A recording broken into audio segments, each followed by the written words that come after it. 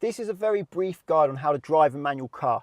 It's going to include how to move, how to change up gears and how to stop. The first thing you need to do is turn the engine on. Now there's two stages to turning the engine on. The first is your ignition. So if you turn the key, normally the first click, little lights come up on the dashboard, these little symbols. That means your ignition's on, and when your ignition's on, your electrics work. So you have electric windows, your fans work, your stereo, your lights, etc. But your engine isn't running, and you know your engine's not running because it says 0 on the tachometer there, the tach. To get the engine running, what I recommend you do is hold the clutch down, which is this left pedal here, clutch to the floor, all the way to the floor when you press it down, and then turn the key all the way, and then the engine fires into life. As you can see, the engine is now spinning. The reason I recommend holding the clutch down when you turn the engine on is not only some cars require you to do this, but if your car was in gear and you turn the engine on, the car would shoot forwards in a forward gear and backwards in reverse gear. Okay, so once your engine's started, your gas is now going to work. This is your gas pedal here, but you're not going anywhere, and that's because you're not in gear. So to put it in gear, make sure you press the clutch down. As my clutch is already down, I'll just leave it down, or if it wasn't down, I'll just press the clutch down. Then I'll move it into gear 1 by pushing the gear stick all the way to the left and forwards. Most cars are like this. When I say most cars, nearly all cars these days are like this. Some have what's known as a dog leg gearbox, but you really don't see them these days, only in older performance cars where first would actually be where second is, but left and forwards for first. And what you need to do next is take the handbrake off. Now, if this was a hill and you took the handbrake off, the car would roll. So I don't recommend practicing driving a manual car on a hill until you first of all practiced on a flat. The way I'm going to teach you here is not going to work on a hill very well. So I'll take the handbrake off. To do that, this is the handbrake. I'll lift it up. That allows me to press the button in. Now I'll hold the button in as I push it down.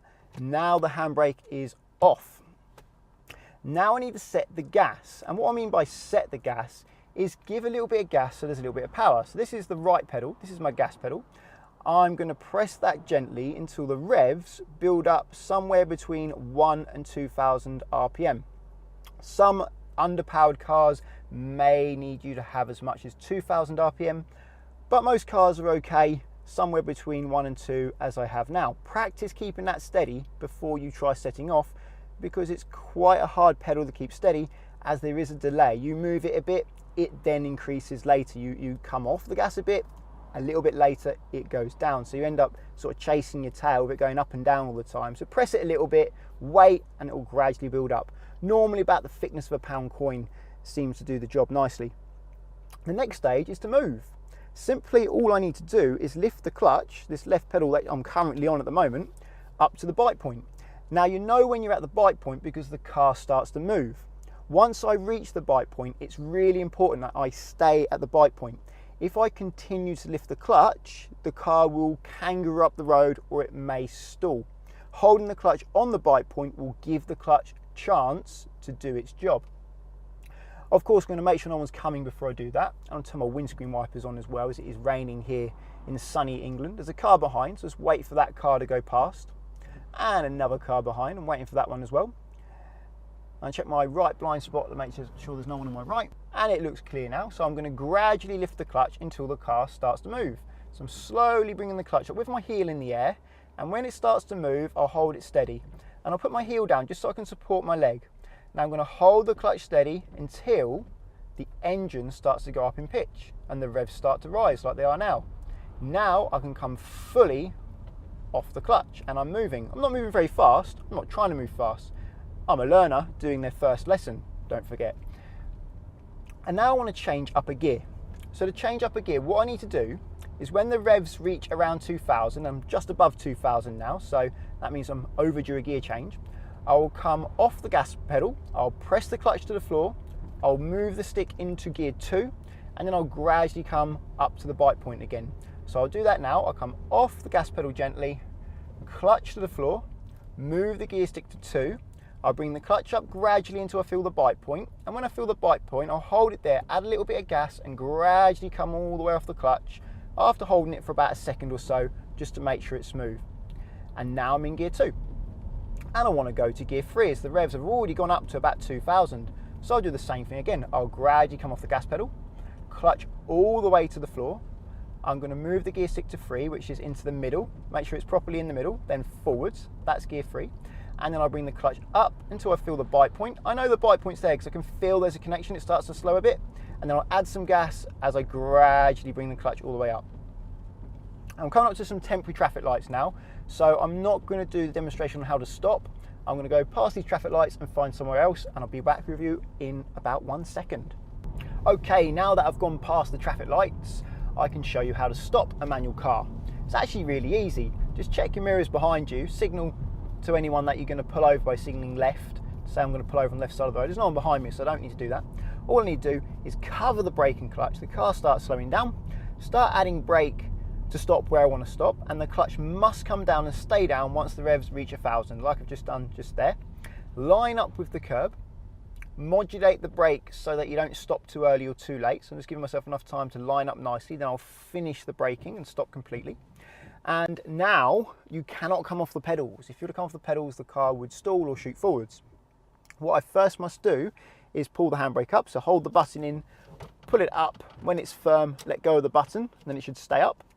And that means I can come off the foot brakes. The handbrake has taken over the work of the foot brake for me. And I must put it into neutral before I come off the clutch. And so now I'm in neutral, is I'll put the gear stick in the middle, and to double check, I'll go from side to side. And if I can go from side to side like this, it's in neutral. If it's in gear, it will go from side to side, but not very much. So that's a good way to know you're in neutral. Definitely in neutral there. So I'll come off the clutch and I'm secure and stopped. I'm going to go quiet now and let you watch me drive. I'm going to move away, go up to second gear, then third gear, and then stop again. That way you can pause and rewind and watch it as many times as you like.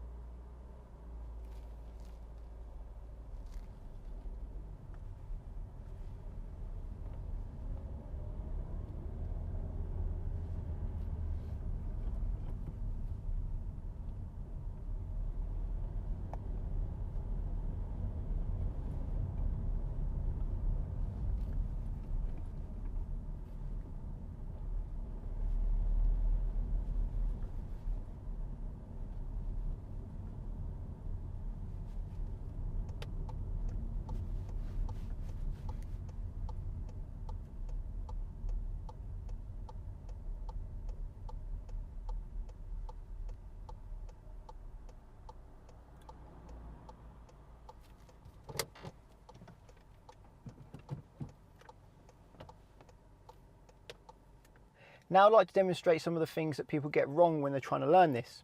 The first thing is they don't give enough gas. They don't give enough gas because they're afraid of the noise, and they think if they give gas, the car's going to go shooting forwards out of control. But actually, giving more gas will help you keep the car slower because you'll be able to hear the bite point a lot earlier. This is a demonstration of trying to move away without enough gas. So clutch down, first gear, handbrake off. I'm going to cover the gas for good luck, and I'm going to bring the clutch up to the bite point without any gas, and I've stalled.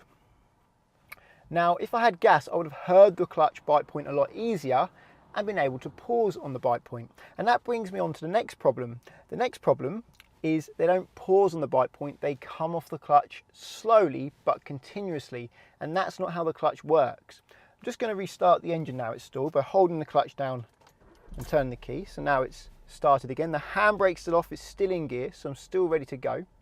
This time I'm going to use gas, but when I bring the clutch up, instead of holding it on the bite point when I feel the bite point, I'm going to keep lifting it higher and higher and higher, and then see what happens. So it moved away, but it was a very big kick, and there certainly wasn't any control there. Just going to stop now, so clutch down and brake. Handbrake up so I can come off the foot brake, and neutral so I can lift the clutch up. Now that would be a big problem moving away like that, especially if you had a car in front of you or if you were parking. You need to be able to control your car and control it slowly for the tighter, more tricky situations.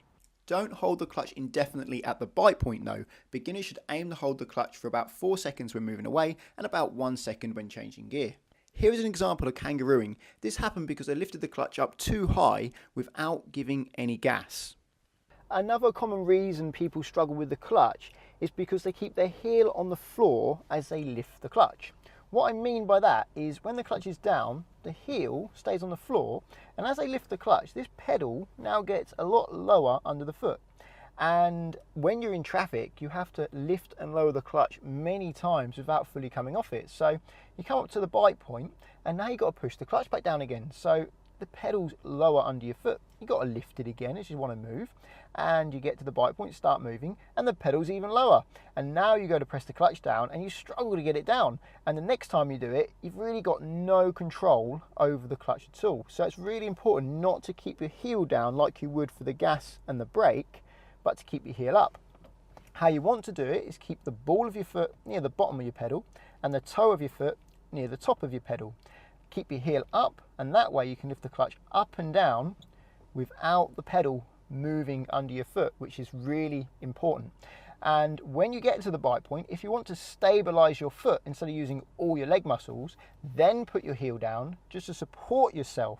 And then you can do small adjustments because the pedal doesn't really move much for the small adjustments. And if you need to press it back down again, you lift the heel up, down, and then when it wants to come back up to the bite point again, with the heel up, bring it up to the bite point, support your foot with your heel, and when you want to come off the clutch fully, just lift your heel again and gradually come off. This video is by no means a replacement for a driving instructor. You will need to practice, and you need to practice where there's no traffic. Also, make sure you're in a road legal car. If you're practicing without an instructor, make sure you have insurance. Get £20 off via the link in the description to Collingwood, who provides specialist learner insurance that allows you to practice in a friend or family member's car without risking their no claims bonus. If you want to insure your own car, click on the link to confused.com. I have found that they have the widest selection of cheap insurers for young drivers. Well, that's all for this one. Like it if you think it was good, and subscribe if you want to get my future videos. I'll see you on the next one.